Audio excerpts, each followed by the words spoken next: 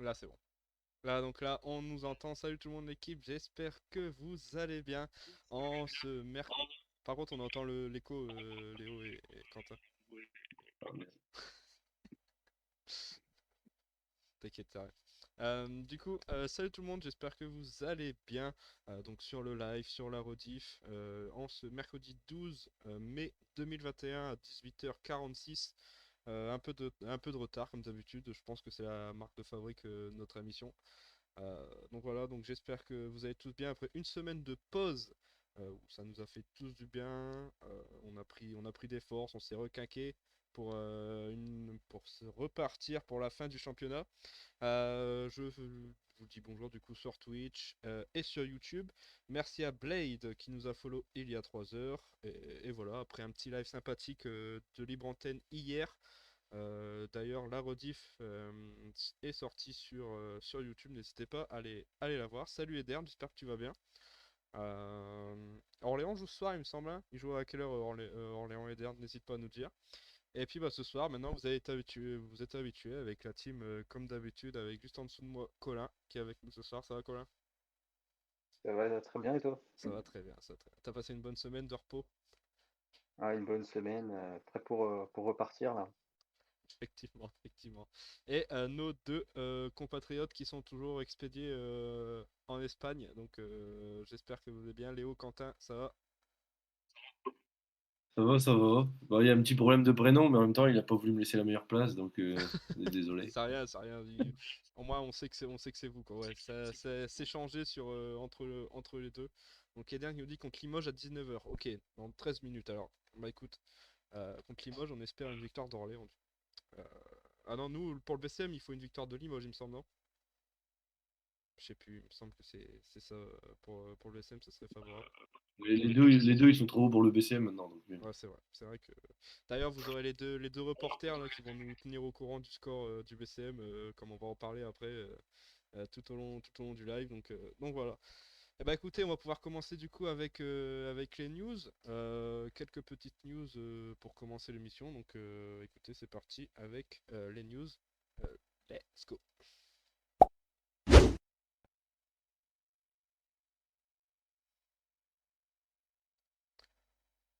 Les news, vous en avez l'habitude maintenant, surtout qu'on a eu une très grosse semaine en plus. Il s'est passé une très grosse semaine cette semaine au niveau basket. La première news dont je voulais vous parler, on va rester en. Je vais pas vous cacher qu'on va rester en face cam tous ensemble. La première news dont je voulais vous parler, je pense que vous l'avez vu, je pense fortement, avec la victoire de Monaco. Monaco qui a fini du coup champion après ces deux victoires, donc 2-0. Donc ça fait toujours plaisir d'avoir Monaco qui finit champion. Je sais pas, Léo, Quentin, vous avez un petit mot sur Monaco? Ça fait plaisir quand même d'avoir un club français qui est haut comme ça dans un championnat européen, dans une coupe européenne, pardon. là, bah, nous, on a regardé le match 2 en direct du bar et franchement, on a vibré. Franchement, c'était un super match et c'était serré tout le long. Et non, franchement, content, content. Ouais, c'est vrai qu'un match comme ça fait plaisir pour le basket français. En plus devant le bar, incroyable. Ça devait être, Bon, on était les deux seuls à regarder un match de basket, quoi, mais c'est vrai. Et toi, un petit mot, Colin, sur Monaco? Ouais, Monaco, c'est une équipe très très forte. Et puis voir une équipe française aller aussi loin dans une compétition et la gagner, c'est toujours plaisir. Donc ouais, vraiment un grand bravo à eux, hein. C'est en plus une équipe que j'apprécie beaucoup. Et non, vraiment, ils ont fait une super compétition et je suis fier d'eux. C'est clair. C'est clair. Edern qui nous dit une semaine sans French Talk, c'est une semaine crève-cœur. Merci Edern de ton jeu de mots. Euh, Ça fait plaisir. Justement, on va parler un peu de contrat, tout ça, tout ce qui s'est passé au niveau de la semaine. Comme vous le savez, du coup, Serge Crèvecoeur qui a été limogé du coup euh, du BCM. Et merci pour le follow à Ita Shake. Donc merci beaucoup pour le follow. Ça fait plaisir. Merci beaucoup à toi. Du coup, comme vous le savez, Il y a un qui dit désolé. Comme vous le savez, Serge Schaeffer qui a été écoutez, limogé par le BC, mais on va en reparler après, justement parce que on va en reparler après dans le One Week, One Team, comme vous pouvez voir juste à côté de moi sur le BCM. Au niveau aussi du Mans, on a aussi Kenny Baptiste qui a prolongé de 4 ans ou 5 ans, je ne sais plus, du côté du MSB. Euh, donc voilà, je trouve votre contenu de qualité incroyable. C'est quelqu'un que vous connaissez, ça, non? Les deux, là. On a... on n'entend pas, on n'entend pas.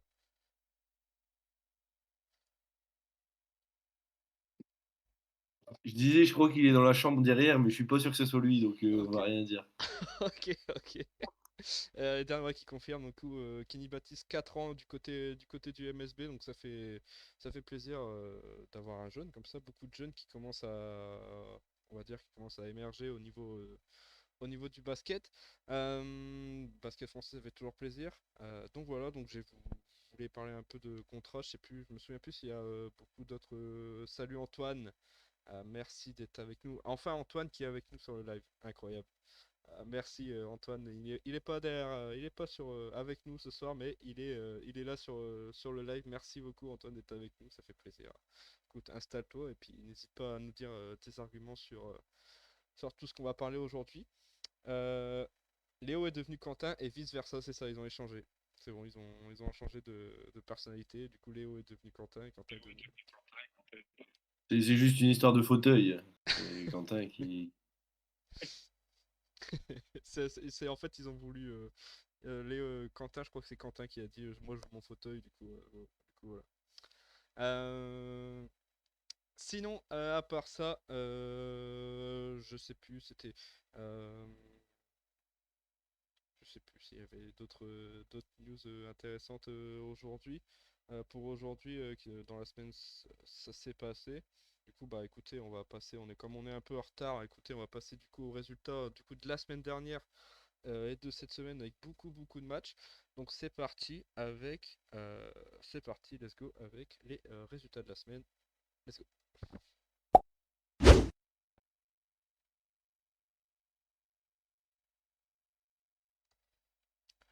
Les résultats de la semaine, du coup avec beaucoup de semaines, parce que du coup il y a eu la semaine dernière où on n'a pas fait d'émission. Je pense que ça vient de chez vous ça, hein.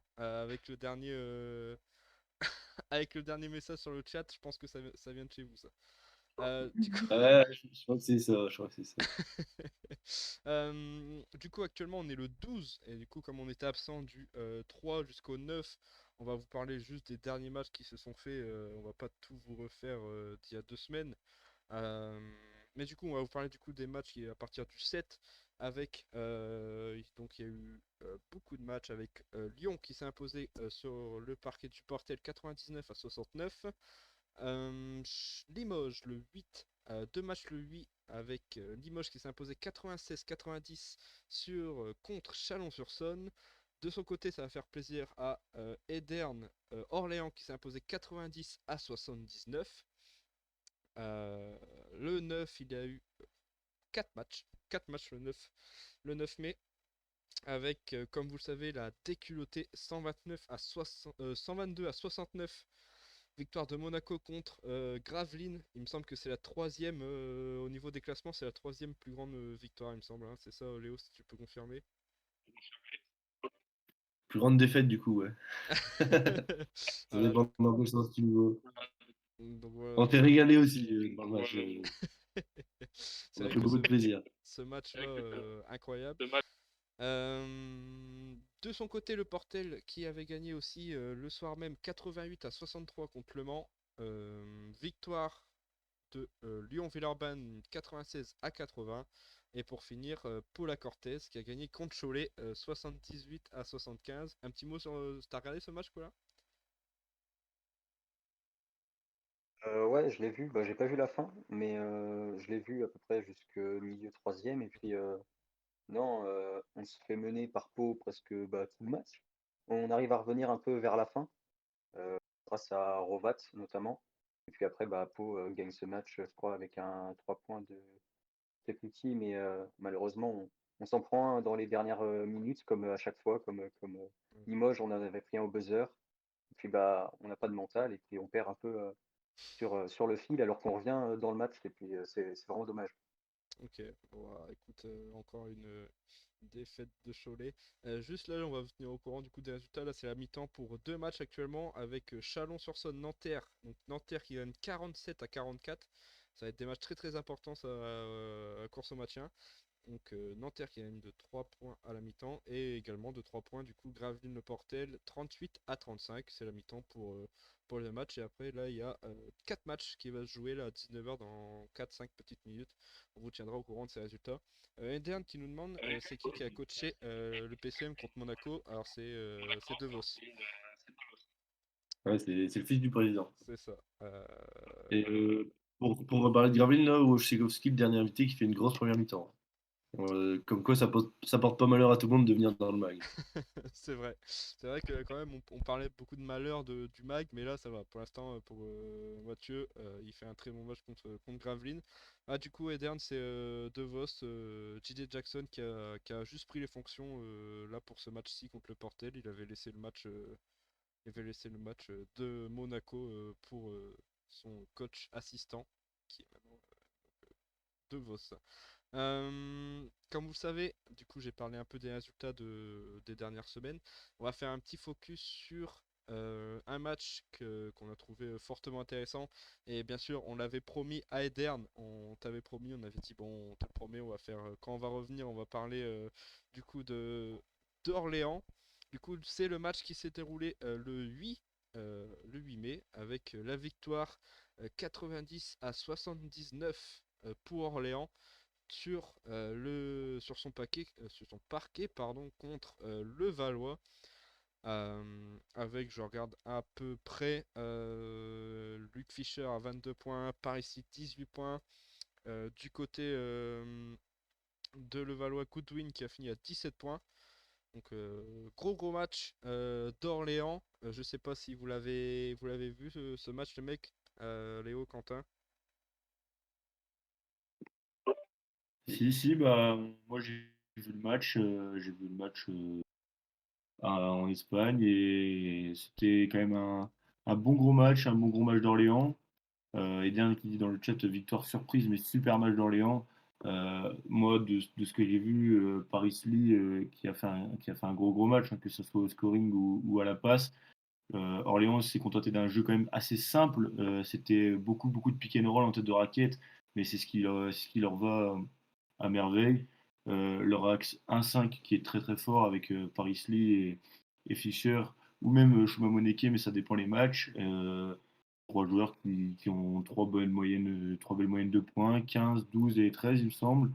Un bon trio pour tenir Orléans et ils ont fait des jouets Paris-Le-Valois magnifiquement. Effectivement. Justement, je vais en parler un peu de Paris-Lee. Du coup, Paris-Lee qui a fait 16 passes décisives sur ce match.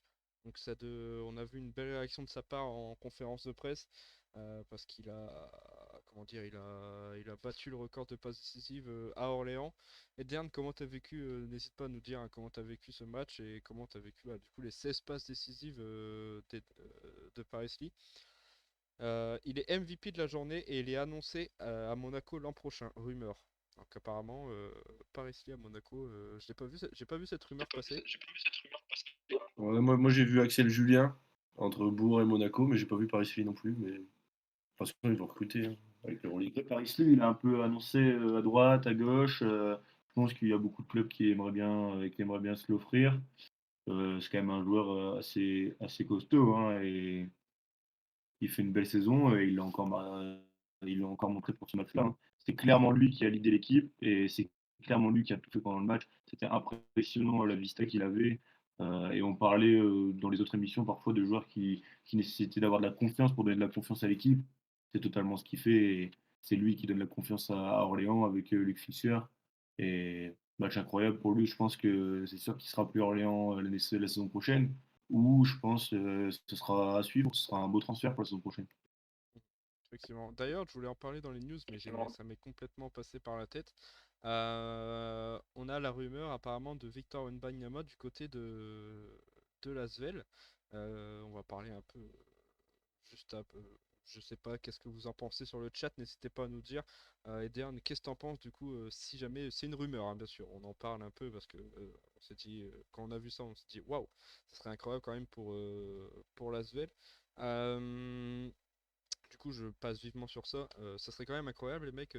Colin, tu imagines un petit Victor Wembanyama à Lasvel, ça leur ferait plaisir quand même.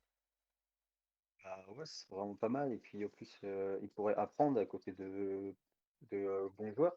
Si bah, par exemple Norris Cole s'il reste ou Fall, il pourrait bien apprendre. Et puis ça peut être une opportunité aussi pour lui, aussi peut-être de jouer en Euroleague ou autre. Mhm, effectivement. Et Eden qui dit j'y crois pas, mais pourquoi pas? Donc Eden, il y croit pas. Et vous, de votre côté, le Quentin? Ben, moi, j'avais vu comme quoi ces derniers temps que la rumeur, elle était quand même vachement démentie, que la prochaine saison, il la ferait quand même à Nanterre. Et je vois pas l'intérêt de Nanterre de le lâcher, sachant que s'il est drafté, il sera drafté forcément à une haute place. Ça voudrait dire qu'il devrait demander à l'Asvel la compensation de ce qu'ils auraient eu par sa draft NBA. Moi, je trouve ça compliqué, je comprends pas forcément le principe. Et pour moi, c'est quand même mieux qu'il reste à Nanterre parce qu'il aura plus de place, plus de temps de jeu. Et je sais pas ce qu'il irait faire à l'Asvel pour la saison prochaine. Il est pas prêt. Ouais, ouais, d'un point de vue personnel, pour lui, je pense que c'est mieux qu'il reste à Nanterre parce qu'il peut avoir un bon rôle. C'est sûr qu'à l'Asvel, il y aura des bons joueurs à côté. Mais après, je pense que par exemple, il y a Bouzélé qui est sur ce poste-là, il devrait partir.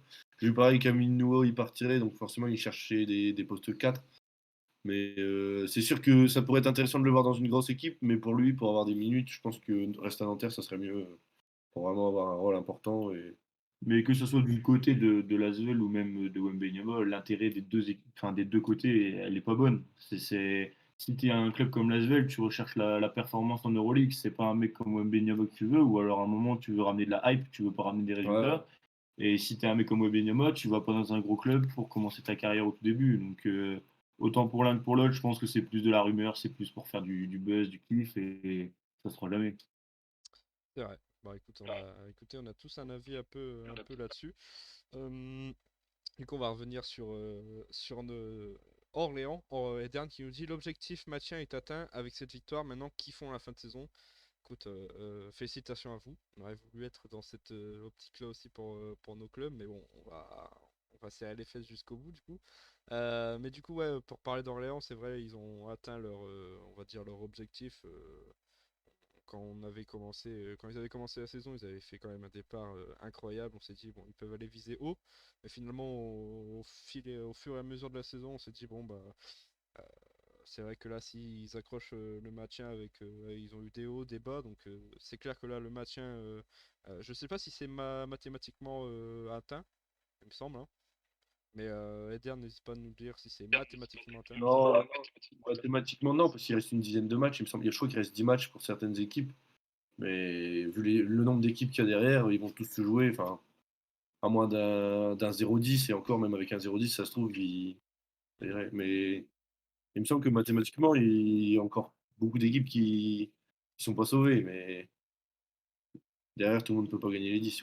C'est ça. Donc, ok, donc Eder qui nous le reconfirme. Donc mathématiquement non, mais quasi sûr.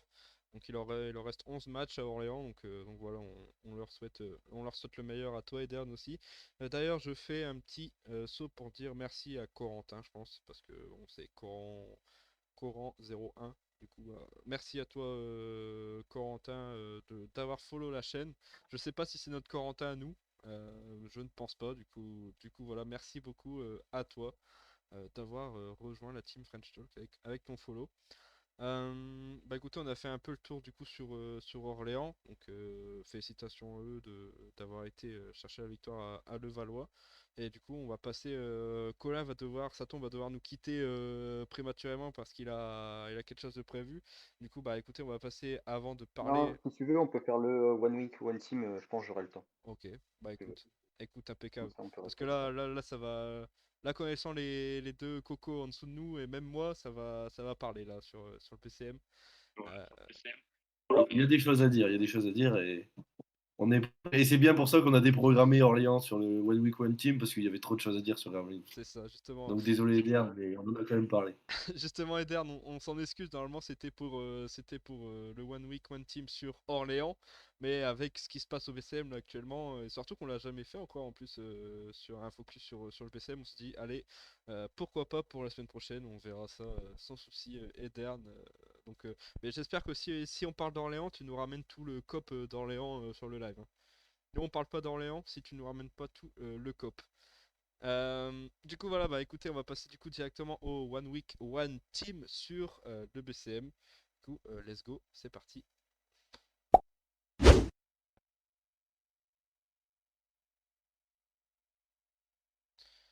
Le One Week One Team, vous en avez l'habitude, on va parler d'une équipe qui qui fait beaucoup parler en ce moment, c'est bien sûr le BCM Gravelines Dunkerque. On est quand même assez bien placé, on va dire, Léo, Quentin et moi-même, même, même un peu, je pense, Colin, il va nous dire un peu son avis sur cette équipe du BCM. Du coup, comme vous le savez, on en a parlé un peu dans les news, Serge Crèvecoeur qui allez, au revoir. Pour cette fin de saison, il reste 10 matchs du coup au BCM. Je vais vous dire à peu près devant moi. Je sais pas si je vais réussir à avoir le calendrier du BCM. Hop. Gravelines Dunkerque, excusez-moi, on est, on est là, hein. Résultat, calendrier. Du coup, il reste du coup 10 matchs au BCM avec là donc ce soir le match du Portel qui est actuellement en train de se jouer. Après ils vont du côté de Nanterre, Strasbourg, match à domicile avec le retour des supporters contre Chalon-sur-Saône. Donc c'est le premier match avec les supporters à Sportica avec bien sûr le retour en salle. On verra comment ça se passe. Moi bien sûr j'y serai en tant que supporter, mais bon si ça se passe mal, je vais pas vous cacher que là ça risque de se passer très très mal. Ensuite, match très très important contre Paula Cortez. Là-bas, Boulazac, on enchaîne avec Boulazac, donc là, en fait, ça va être des matchs très très importants pour le PCM. Ensuite, Limoges, Monaco, Lyon, et pour finir, on rejoue Paula Cortez. Paula Cortez, qui sera notre dernier match de l'année. Je vais en reparler après avec vous, mais moi, je sens que ce dernier match, tout va se jouer sur ce dernier match. Je sais pas, j'ai un pressentiment, si on perd, on descend, si on gagne, on reste. Moi, je le sens que sur ce dernier match contre Pau, ça va se jouer. Du coup, comme vous le savez, Serge Crèvecoeur a pris la porte et c'est JD Jackson qui a pris sa place, donc grand entraîneur. Je pense que. Mais bon, après, il faut pas parler toujours, quand on parle du BCM, on dit toujours, on a toujours des bonnes personnes qui viennent, mais ça se finit toujours mal. Barthélémy, c'était un très bon entraîneur aussi. C'est ça. C'est pour ça. On va pas parler trop vite. Mais du coup, c'est vrai qu'on connaît donc Marc qui nous dit on va descendre et on le mérite. Donc chacun, chacun son point de vue, mais c'est clair que certains supporters, on va dire, on ras le bol et c'est sûr que des fois cette équipe mérite ses résultats, même si ça nous fait mal. Mais du coup, JD Jackson qui arrive aux mains de cette équipe qui était très très au plus mal, on va dire, avec du coup, 8 défaites d'affilée. Euh, je vais laisser parler, on va dire, Quentin et Léo. Allez-y, dites-nous toutes vos impressions sur le BCM. Bah alors déjà, moi déjà je comprends pas comment tu peux passer de, je crois qu'ils étaient en 8-8, donc ils jouaient les playoffs, à passer dans l'émission, annoncer le top 8 et derrière 8 défaites. Déjà là je comprends pas. Après pour Crèvecoeur ça m'étonne pas forcément parce que moi j'avais été surpris étant donné que l'année dernière il a pas vraiment eu le temps de prouver. Ils l'ont prolongé tout de suite alors qu'il n'avait pas forcément des références. Donc c'était pas un entraîneur avec qui je m'attendais à ce que Gravin fasse des merveilles non plus, même si je pense pas qu'il ce soit un mauvais entraîneur. Et je pense pas que le problème ça vient que de lui. Pour moi le problème il vient d'au-dessus. Parce que là si on regarde l'effectif actuel, t'as 4 joueurs qui sont blessés. Donc McCree et Stojanowski qui sont out pour la saison. Et donc là t'as Ware et Nikolic qui sont blessés pour l'instant, on sait pas. Le problème, c'est que ça fait déjà 2 mois qu'il n'y a plus de contrat. Donc, à la limite, on pourrait se dire, ça arrive, ils font des erreurs. Au début, ils ont rajusté tout ça. Il y a eu des problèmes de recrutement, par exemple, sur Quincy Ford, donc ils ont voulu changer. Mais ça fait combien d'années que le BCM utilise tous ces contrats? Ils sont trop instables et là, McCree, ça va se sentir jusqu'à la fin de la saison. Lauer, qui est pas là ce soir, j'ai regardé le début de match avant l'émission. Boukishou et Segev dans la raquette, c'est quand même léger. Et franchement, je pense que le problème, c'était pas que Crèvecoeur, je pense qu'il y a un problème qui est au-dessus. Et pourtant, l'effectif, il est pas mauvais, mais moi, je m'inquiète pour eux. Et franchement, je pense que, comme tu l'as dit, ça va jouer sur un match. Et je suis pas, vu la dynamique, franchement, je suis pas du tout serein pour eux. Voilà. Là, je vous coupe, je viens de voir le score là. Là, on se prend actuellement un 15-4 dans le troisième quart-temps. Ça fait 53-39 pour le Portel. Donc voilà, et on a un message pour toi, une petite dédicace. Dédicace à Quentin et trop VG de Yasuo The Snake. Yasuo. C'est gentil. Je sais pas qui c'est. Ouais, il a peut-être cru que c'était moi, comme Quentin. Ouais, c'est vrai, c'est inversé. Hein. Euh, et toi, Quentin, un petit mot sur. Qu'est-ce que Léo, il a dit son mot là, il a passé son coup de gueule. Ça vise le top 8 et Ouais, après. non, Non, pour, mais c'est vrai, ça, faut en parler aussi. Dès que Paul Rigaud est arrivé, après, enchaînement de défaites. Hein. Depuis que Paul Rigaud est venu ouais. sur le mag, ça a enchaîné. Hein.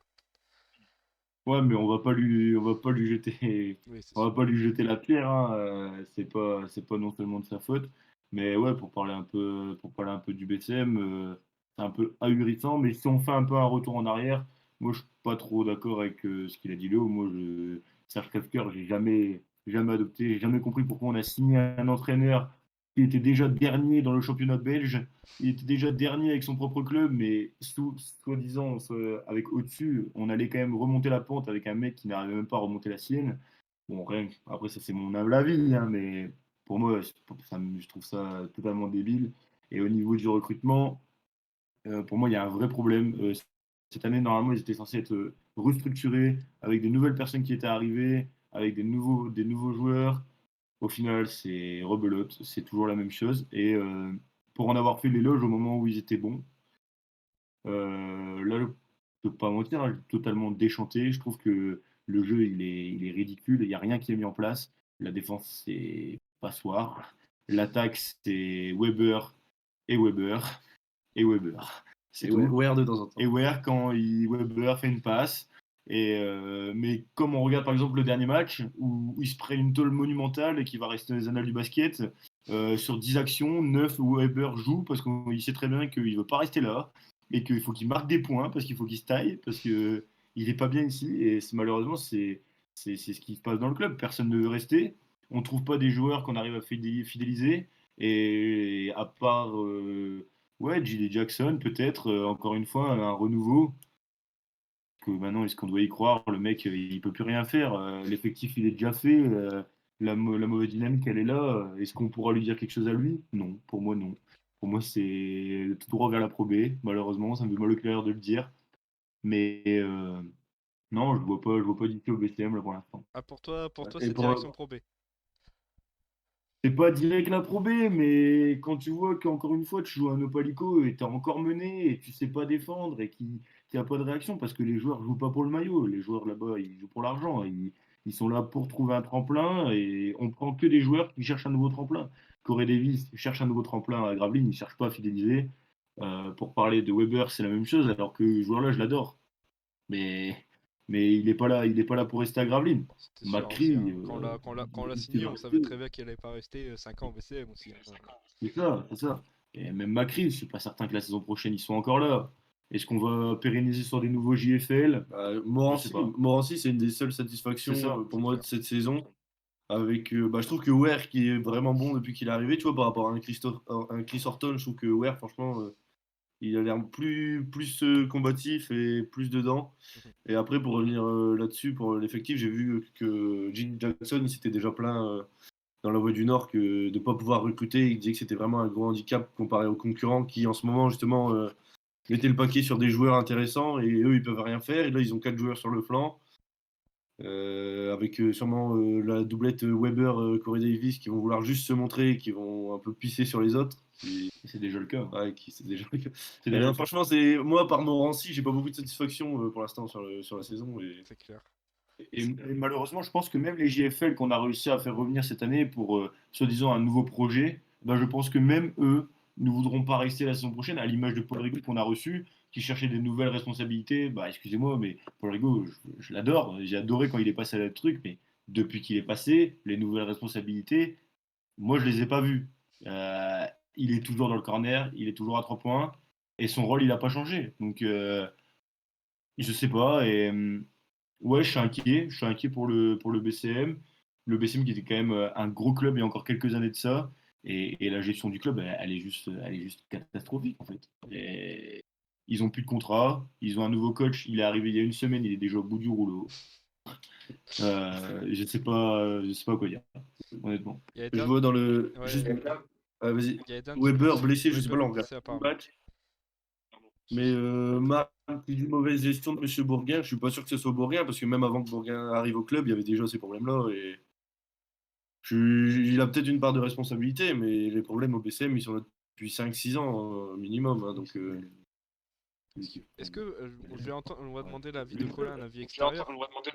Et, après, après, on va parler un peu. Je vais vous poser une question. Colin, un petit avis extérieur du coup sur le PCM. Qu'est-ce que t'en penses toi de quand surtout que nous, toi t'es pas supporter du PCM. Quel est ton avis sur cette équipe quand tu la vois? Alors le BCM, bah, c'est sûr, c'était une équipe. Bah, c'est pas une équipe que j'apprécie de ouf, mais après, à un moment, ils étaient quand même bien, ils étaient dans le top 10, bien. Et bien sûr, quand Paul Rigaud est venu, d'un seul coup, ça a chuté. 8 défaites, c'est sûr que ça fait mal hein, pour un club et pas savoir se relancer derrière, c'est encore pire. Et là, avec le licenciement de leur coach, c'est sûr que ça va être encore plus dur de se relancer. Mais je pense qu'ils vont réussir à se maintenir sur le fil, même s'ils ont des gros matchs comme Monaco, Lasvel, Strasbourg qui arrivent là. Mais je pense qu'ils vont réussir à se maintenir, mais de peu, bien sûr. Mais ouais, après, le BCM, ils ont quand même des joueurs de talent. Mais après, niveau jeu sur le terrain, on le voit pas beaucoup. C'est vrai que mais c'est. moi, je trouve pas ça étonnant ce que Colin dit, parce que même quand tu penses, quand tu regardes les avis extérieurs, l'image que renvoie le BCM depuis des années, c'est on vire tous les joueurs tous les étés, on change. Les coachs, ils font 3 matchs, on les vire, on a 2 coachs en même temps, au final, on en a dans les mains. Mais la gestion du club, franchement, quand tu n'es pas supporter du BCM, tu dis les mecs, ils surpayent des joueurs comme DJ Cooper, comme Chris Horton. Résultat, ils arrivent, ils en ont rien à faire, ils sont virés. L'équipe, elle change tous les ans. Franchement, à part être supporter, faut réussir à vivre avec ça. Et franchement, là, tu sais très bien dans l'équipe qui va rester l'année prochaine. Bah, il y a à part Morancy qui est sous contrat plusieurs années, ils vont tout faire pour le garder. Donc logiquement, il restera. Paul Rigaud qui est là sous contrat 2 ans, je suis pas sûr qu'il a envie de rester. Il nous a dit clairement que il le considérait comme un shooter, que ça se voyait que ça le faisait pas rêver. Derrière les Américains, je suis pas sûr qu'il y en ait un qui va rester. À la limite, peut-être Macri, mais Weber, J'espère. Corey Davis, Ware, à mon avis, ça restera pas. Tu vas garder quoi? Tu vas garder Bourris et Morancy et tu repars pour une saison avec. Tu sais même pas si J.J. Jackson restera l'année prochaine. Enfin, en C'est fait, la même les chose. saisons elles passent, mais il n'y a rien qui change. C'est comme on voit Ça s'améliore pas. c'est comme on voit sur les réseaux, hein. Comme les supporters disent sur les réseaux, chaque année c'est la même chose. C'est renouvellement sur renouvellement, on se dit ah peut-être que cette saison ça va changer et au final bah ça change pas. Je voulais vous poser une question. Est-ce que pour vous il faut recommencer à zéro? Est-ce que pour vous tout en haut il faut tout virer, tout il faut est-ce que Bien justement, sûr. est-ce que justement une descente en Pro B ne ferait pas un peu de bien au club? Moi, c'est ce que je disais à Quentin juste avant, justement. Pour moi, pourquoi pas faire un peu style ce qu'Orléans a fait. Orléans, ils sont descendus et ça s'est très bien passé. Maintenant, ils sont bons en. Attends, si tu es extérieur au club, tu te dis, ce club est fou, mais surtout mal géré. Bah, totalement. Pour moi, c'est même pas sportivement le problème, parce que ça fait des années qu'il y a 1 ou 2 joueurs maximum qui restent. Tous les autres, ils virent. Donc, à un moment, le problème, c'est pas les joueurs. Et pour moi, le problème, ça vient pas forcément des entraîneurs non plus, parce que des entraîneurs, il y en a eu des bons. Et je pense sincèrement que c'est dans la gestion du club qu'il y a un problème. Et je dirais pas de nom ici parce que j'ai pas envie de mitrailler des gens, mais je pense que moi et Quentin, on est d'accord sur le problème. Ouais, non, mais tout supporter du BCM sait très bien qui est la personne qu'on aimerait bien voir partir depuis quelques années. Et c'est pas le coach et c'est pas le nouveau recruteur. Donc après, vous verrez vous-même. Il en reste pas beaucoup des gens. Mais, mais entre nous, est-ce qu'il faudrait une descente? Moi, je suis pas d'accord. Il faut pas de descente, selon moi. Il faut bouger ce qu'il y a au-dessus. Il faut trouver, malheureusement, il faut faire par rapport à son marché aussi. Nous, on recrute pas forcément par rapport à notre marché. On est une ville du Nord qui fait pas rêver. Donc malheureusement, le seul truc qui nous faisait rêver cette année avant, c'était le public, les grosses réussites et le palmarès. Donc c'était ça qui nous donnait notre image. Maintenant, il n'y a plus le public, il n'y a plus de palmarès, enfin du moins il est bien loin. Et donc on fait plus rêver du tout. Et donc notre seul France, c'est de surpayer des Américains, les faire venir et se dire, bon, cette année, il fera une Dwight Bikes. Voilà, c'est ça qu'on espère tous les ans. Et c'est ce qui ne se passe pas depuis plusieurs années. Et c'est pour ça qu'on est à ras de la descente. Pour moi, il faut refidéliser une équipe, repartir à partir de JFL, des vrais, pas seulement en ramener que un ou deux. Il faut ramener des joueurs de Pro qui sont déjà confirmés, pas seulement des joueurs de Pro B, mais aussi des bons JFL que tu peux faire fidéliser au club et arrêter de ramener 5, 6 gros Américains qui ne te serviront à rien et qui vont te ruiner à la saison. C'est exactement ce qu'on veut. On en parlait juste avant le match. Si tu compares le Portel, si tu prends joueur par joueur, il n'y a pas beaucoup de joueurs du Portel qui ont leur place dans l'effectif du BCM. Mais comme Wojciechowski disait, c'est pas chacun pour sa gueule, c'est vraiment une équipe qui a de l'expérience, de la jeunesse, des mecs qui veulent prouver. Et le Portel, mais il joue beaucoup mieux. Là, il y a moins 13. Le meilleur marqueur du BCM, c'est Papsi qui a 13 points. Papsi, ça fait 2 ans que nous on dit qu'il est fini. C'est clair. Du coup, Non, pour moi, ce qu'ils ont fait avec Morancy, c'est vraiment quelque chose qu'ils devraient refaire. Un jeune français qui a du potentiel et prolonger, le signer sur plusieurs années. Et j'espère qu'ils s'appuieront là-dessus parce que c'est un des seuls qui font vraiment une bonne saison. Je pense que justement dans le chat, Eden, Marc qui dit non, ne surtout pas. Eden qui non, sur pas à descendre. Marc qui si on descend, on remontera jamais. C'est vrai que ça fait peur hein, quand on se dit si on peut descendre. Après, on peut rester, on va dire, plusieurs années sans remonter. Surtout, les prises de décision sont effectuées par trop de personnes, directeur exécutif, GM et directeur. C'est vrai, ça c'est vrai que. moi, ce que je me demande, c'est comment le président il peut tous les étés commencer à aligner. Là, Chris Austin, il a un échec et au final, tous les ans, c'est de pire en pire. Franchement, il doit en avoir marre à un moment. Je sais pas. Faut savoir gérer ses sous. C'est Parce qu'il clair. y a de l'argent, c'est pas le problème, c'est pas C'est l'argent. pas Hein. l'argent, C'est pas c'est un club clair. comme le Portel. Le Portel, ils ont beaucoup moins d'argent et pourtant ils s'en sortent beaucoup mieux. C'est clair, carrément. C'est vrai que on se dit toujours. C'est vrai que dans les, on va dire, dans le classement des. Mince, j'ai perdu mon mot. Budget. Du budget, exactement. Donc c'est vrai que le Portel Gravelines sont quand même bien, contrairement à d'autres équipes.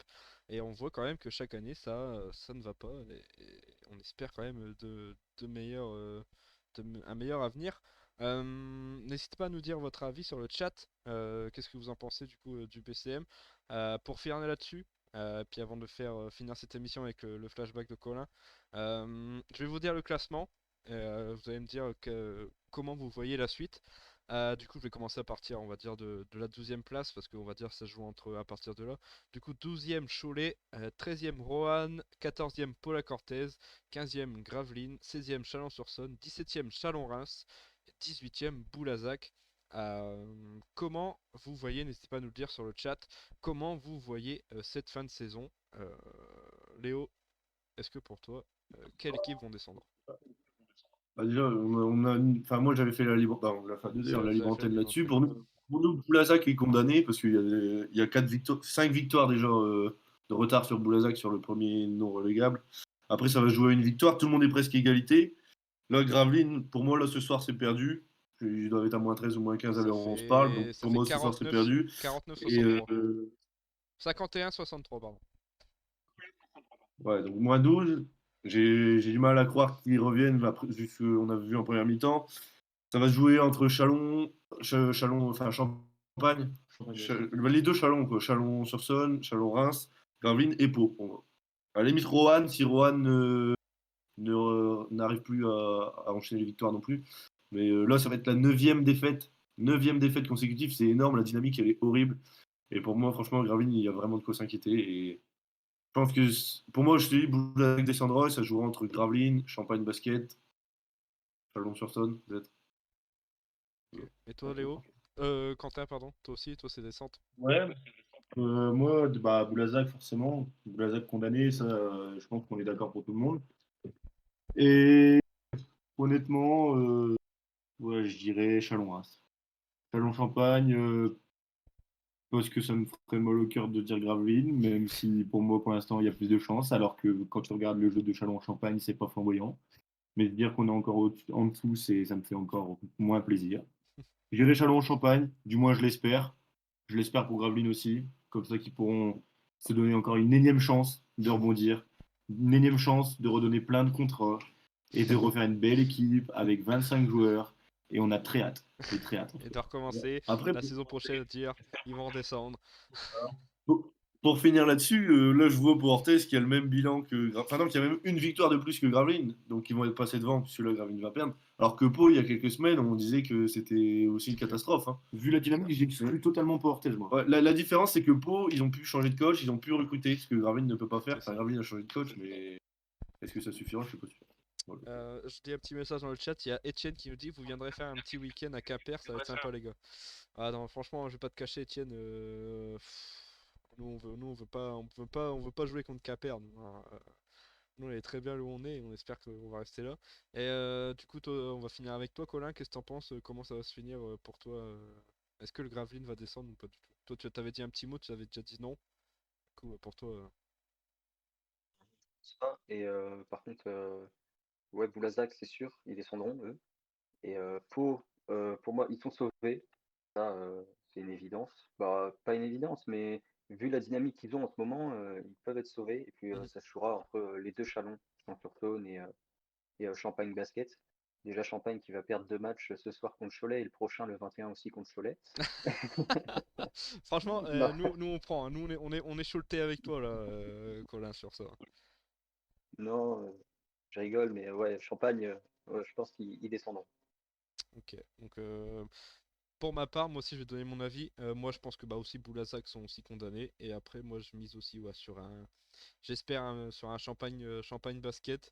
Comme ça, nous, on va, comme je vous l'ai dit, je pense que ça va se jouer sur les matchs, sur le dernier match, je le sens. Je sens que le dernier match, on va être au coude à coude contre Chalon-Reims ou contre Chalon-sur-Saône et tout va se jouer là-dessus. On a des petits messages là dans le chat, des news sur le transfert de Léo Net. Ah ouais, donc là, normalement, normalement, ça se fait bientôt, il me semble, hein, Léo, hein. Ah, là, je suis en contact pour donner les bouteilles pendant les temps morts. C'est bien payé hein, là-bas. Commandant qui dit Champagne, autre échec du wildcard et fusion du club. Euh, c'est vrai. C'est vrai qu'on n'a pas parlé de ça, mais on en a parlé hier. N'hésitez pas, la rediffusion vient de sortir sur YouTube sur les fusions de clubs. Du coup, dans le basket en Jeep Elite et en Pro B, c'est sorti hier avec la libre antenne d'hier. Donc n'hésite pas à aller voir sur le live si t'es sur YouTube. N'hésite pas à aller voir il me semble, du coup, c'était Antoine, Etienne et Yanis, le petit nouveau chroniqueur, qui ont parlé de ça hier. Donc, c'était très très intéressant. Avant de parler, je pense qu'on a fini avec ce One Week One Team sur le BCM. Et Avant de Aurélien, passer à... Oui, Aurélien, moi j'avais une petite question pour toi, oui. pour terminer sur le BCM. Est-ce que tu trouves pas qu'on est quand même un bon club qui forme beaucoup, comme des joueurs, comme je dirais allez, Abdoulaye Loum par exemple à Dijon, qu'on aurait pu garder et que c'est des choses qu'on n'a jamais fait? Est-ce que c'est pas un club qui forme très très bien et un club qui garde jamais ses joueurs? Qu'est-ce que tu en penses de ça? Moi C'est je suis vrai. d'accord avec toi. Bah, moi, comme Léo, je suis d'accord avec toi. C'est vrai que il y en a beaucoup quand même qu'on a formé. Là, il y a quand même beaucoup de joueurs qu'on a formés, donc Bigot, qui est maintenant qui joue bien. Il y a, j'ai oublié son nom, qui est actuellement à Souffle, Marnet, William Howard. Ouais, Marnet, William Howard, on voilà, connaît nous. Marnet Ouais. qui fait quand même une bonne saison là en Pro B. Après, c'est sûr que la Pro B et la TP c'est pas la même chose, mais il fait quand même une bonne saison. Là, on a là Même Mokoko. Mokoka, je trouve qu'on l'a pas. Ils ont pas assez... il jouait. Franchement, c'est un de ceux qui jouait le plus, mais fait de le prêter en VTB League avant de. Enfin, je vais pas Après, tout couper. Mokoka, c'est compliqué parce que lui, il voulait se faire drafter. Dans tous C'est les cas, ça. c'est parti. Ouais, mais comme quoi tu formes vraiment bien, mais que tu gardes trop. Et après, en général, quand tu rejoues contre eux, là, ils te mettent la misère. C'est ça. Mais c'est vrai que on a quand même un bon centre de formation. Du coup là je trouve, je sais pas, je vais demander qu'est-ce que vous en pensez. Là on a quand même beaucoup de jeunes là. On a une bonne génération qui pousse derrière. Donc j'espère qu'on va les garder. Donc tout ce qui est Fabien Damas, tout ce qui est même tout, on va dire à peu près Vas-y. tout. Adze, on a quand même pas mal de bons joueurs qui sont qui sont là en espoir. Est-ce que, du coup, moi, pour ma part, j'espère que est-ce qu'on va avoir retenu nos erreurs à pas avoir fait confiance aux jeunes et là, on va leur dire, bon, allez, on va essayer de miser là-dessus. Bah, après, tout dépend si on reste en Deep Elite ou si on descend en Pro B. Je pense que si on descend en Pro B, je pense qu'ils auront leur chance. Mais même si on reste en Deep Elite, j'espère qu'on va pas faire les erreurs comme d'habitude, les prêter. On va les prêter, ils vont faire une bonne saison. Et finalement, le club où il est prêté, bah, ils vont dire oh non, nous on veut le garder. Et puis bah voilà, on va perdre un beau joueur dans l'équipe. Qu'est-ce que vous en pensez de ça, justement des espoirs qui poussent là? Non, bah, moi je pense que sur la nouvelle génération qui arrive, de toute façon, comme toutes les générations qui sont passées par Gravelines, c'est des générations qui sont en général talentueuses. Malheureusement, quand même un petit peu moins là, ces 2 dernières années. Mais si je prends l'exemple d'il y a 3 4 ans, Gravelines gagnait tout le temps le championnat espoir. Euh, je pense que malheureusement, moi je pense qu'il faut quand même les prêter, mais pas en leur donnant la possibilité de signer un contrat ailleurs. Les prêter 1 an, d'accord, mais en Pro B. Ce que Boris a fait d'ailleurs. Ce que Boris savait, voilà, exactement. Et c'est quand ils ont vu que ça commençait à marcher, quand Abdoulaye Loum il est revenu avec Dijon, qu'il leur a mis une piquette, ou que Valentin Bigot il est revenu avec Le Mans et qu'il leur a fait comprendre la vie. Je pense qu'ils se sont dit, bah tiens, on va faire revenir Lucas Boris. Et c'est parce que Lucas Boris est très content pour lui, mais c'est parce que c'est tombé sur lui à ce moment-là. Mais ça aurait pu être à un autre moment. Ça aurait pu être, je sais pas, ça aurait pu justement être Bigot ou Loum. Moi, j'étais déçu quand ils ont pas gardé Marnette, parce que je pense qu'en plus, sur le poste 2, il y avait quelque chose à faire derrière un Corée Davis ou quelque chose comme ça. Plutôt qu'un Stojanowski, un Papsi, tout ça, t'empiles les joueurs. T'aurais pu franchement mettre un jeune dans ta rotation qui joue 7 8 minutes au début, mais je pense. Après, ça l'ont fait, c'est qu'ils avaient des bonnes raisons, mais moi, j'aurais bien aimé qu'ils gardent Marnette un peu plus longtemps. Et après, pour cette année, j'ai pas du tout regardé les espoirs, donc à part quand ils rentrent en pro, je peux pas juger les jeunes pour l'instant. Voilà. Ok. Mais moi, j'ai vu un article de Marnette qui parlait d'un peu de son aventure à Souffle. Et il disait que le BCM ne lui avait pas donné sa chance, il ne lui faisait pas confiance. Et c'est une vérité. Le BCM ne fait pas confiance aux jeunes. Et je suis désolé, mais pour moi, Louis Marnette pouvait totalement remplir ce que fait Paul Rigaud cette année, même si on a reçu Paul Rigaud cette année. Louis Marnette pouvait le faire, je suis désolé. Rester même aussi bien, parce que Louis Marnette, c'est une gâchette. Et c'est un mec qui a une grosse, grosse confiance en lui. Et je suis désolé, rester dans le corner, tirer, à la limite, si vous voulez faire ça, vous pouvez garder Louis Marnette et ça aurait même coûté moins cher, je pense. Voilà, donc j'espère que j'ai répondu à ta question, Quentin. Il y a Marc qui nous dit cinquième faute de Papsi. Donc là, justement, là, ça fait 59-70. Bon, je pense que là, on s'en dirige encore vers une défaite du BCM. Je vais éviter de dire, je pense que c'est des private jokes sur le chat pour vous, Léo et Quentin. Du coup, voilà, on a fini du coup avec ce One Week One Team sur le BCM. Je pense que ça sera en rediffusion sur YouTube. Donc n'hésitez pas, sur YouTube, n'hésitez pas à liker, commenter et partager. Ça fera toujours plaisir. Et puis on va finir notre émission tranquillement avec Colin qui va nous faire du coup son flashback. Donc c'est parti pour. Attendez, je remets on est en live. Donc c'est parti pour le flashback de Colin. Let's go.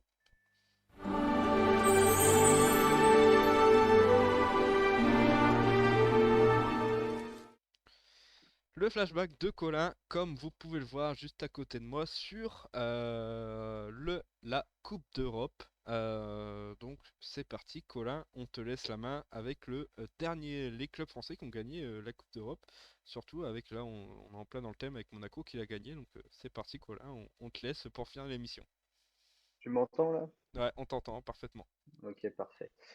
Du coup, c'est en s'imposant à 15 ans le vendredi 30 avril 2021, 83-86, les Monégasques ont remporté l'Eurocup de basket. Un exploit historique qui restera marqué dans le basket français. C'est bien 33 ans après Limoges que Monaco a remporté le vendredi 30 avril l'Eurocup de basket, qui est le deuxième échelon européen derrière l'Euroleague. Grâce à sa victoire sur le parquet du club russe de Kazan, 86-83, la Roca Team devient ainsi le premier club français à remporter la C2, après la victoire du Limoges CSP contre les Espagnols de Bandalone en 1988 à Grenoble, du temps où la compétition s'appelait Coupe Saporta. Deux victoires à 0, voilà donc Monaco qui rejoint les hauteurs du basket français, en prenant en compte toutes les compétitions européennes, y compris celles du quatrième niveau qui ont été créées dans les années 2000. Seulement 4 clubs français avaient jusqu'ici remporté le titre. Limoges à 5 reprises, dont l'Euroleague en 1993, Pau-Orthez, Nancy et Nanterre. Monaco vient donc élargir ce cercle très fermé. Lors de cette finale, c'est Rob Gray qui sera élu l'MVP, alors que Rob Gray avait été le héros de la demi-finale contre le club espagnol de Gran Canaria, en inscrivant le panier de la victoire au buzzer à Las Palmas, synonyme de qualification. L'Américain a de nouveau marqué de son empreinte la finale en inscrivant 25 points à la fin de cette rencontre. Il sera logiquement, il se verra logiquement décerner le titre de MVP. On retiendra aussi les larmes de Mathias Le Sort lors de ce match. Puis il ira par la suite retirer les 2 filets de chaque panier qui symbolise l'importance de ce sacre pour le basket tricolore. Pour Monaco, ce sacre européen est un aboutissement au terme d'une petite décennie, d'une ascension fulgurante, car en l'espace de 8 saisons, le club a joué en 4e division française, est remonté progressivement dans les divisions supérieures et s'est installé parmi les équipes de tête. 3 Leaders Cup, 3 fois tête de la saison régulière de Pro A puis de Jeep Elite et 2 finales de playoff. Et ils ont fini par s'immiscer sur la scène européenne au bout de 8 saisons. Donc, c'est vraiment pas mal pour cette équipe. Et c'est un sacré parcours de la part de Monaco et dont ce sacre restera gravé dans l'histoire de la Roca Team et dans l'histoire du basket français. Et je pense que tous les fans de basket français ont entendu parler de ce match et ne l'oublieront pas.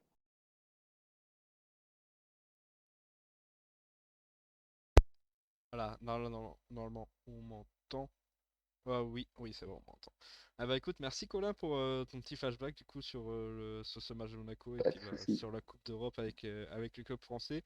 Du coup, avec le flashback de Colin, on va essayer un peu on va essayer un peu de faire sur des moments, on va dire, importants et plus date par date.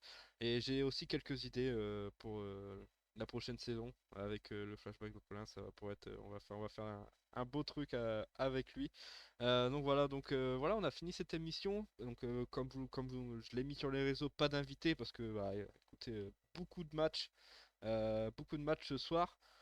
Donc, comme vous le savez, du coup, je mets les matchs devant moi avec beaucoup de matchs avec eux. Je crois, il me semble que 4 clubs qui ne jouaient pas ce soir. Du coup, on n'a pas pu avoir d'invité, mais on vous promet un invité semaine prochaine. Je vous le promets. La rediffusion, du coup, sera sur YouTube dès demain. D'ailleurs, un petit big up à Maël, qui est maintenant notre monteur et qui poste les vidéos sur YouTube. Donc French Talk s'agrandit. Donc on a là une personne qui s'occupe spécialement de YouTube. Merci encore à toi Maël d'avoir rejoint l'équipe French Talk. Et puis voilà, hein, c'est que le début. Je vais vous faire un petit point sur les résultats avant de quitter. Du coup, quatrième quart-temps 81-70 pour Nanterre contre Chalon-sur-Saône. 70-59 pour Le Portel contre Gravelines. Cholet qui est devant 46-37 contre Merci Cholet contre Chalon-Reims. De son côté, Limoges qui gagne 39-27 contre Orléans. Lyon-Villeurbanne 44-35 contre Le Mans. Et de son côté, Boulazac. Boulazac qui gagne 41-30 contre Roanne. Donc Boulazac, très gros match pour l'instant de Boulazac contre Roanne. Une chose qu'on peut dire, c'est que Gravelines ne prendra pas 100 points cette fois-ci. C'est déjà. C'est déjà. Maintenant avec notre club, maintenant on se fixe des trucs, on fait ne pas se prendre 100 points. Du coup, voilà, donc ouais, je pense qu'on se dirige tout droit, après on sait jamais, mais on se dirige tout droit du coup une défaite de Gravelines encore ce soir. Merci à vous trois d'avoir été là, merci Colin d'avoir été là ce soir avec nous. Si, hein, c'est toujours un plaisir de venir. Et puis merci à vous Léo et Quentin, c'est la dernière fois qu'on vous voit deux en plus. Ah ouais, c'est la dernière fois. Demain, c'est le retour. Et on sera peut-être encore une fois à deux dans les prochaines semaines, mais ça m'étonnerait. Ok. Merci à vous tous d'avoir été là avec nous ce soir. Merci à tous ceux qui sont venus sur le live, qui ont parlé avec nous. Merci à Marc, merci à Quentin, merci à Etienne qui est passé, et D1 surtout. Merci à vous tous, et Antoine aussi qui est passé. Merci à vous tous d'avoir été là. Et puis du coup, je vous donne rendez-vous semaine prochaine pour le MAG. Sinon, rendez-vous demain pour du côté de la Pro B. 18h30 il me semble. Donc voilà, on vous souhaite une bonne soirée basket et rendez-vous semaine prochaine et demain pour la Pro B. Salut l'équipe! Salut.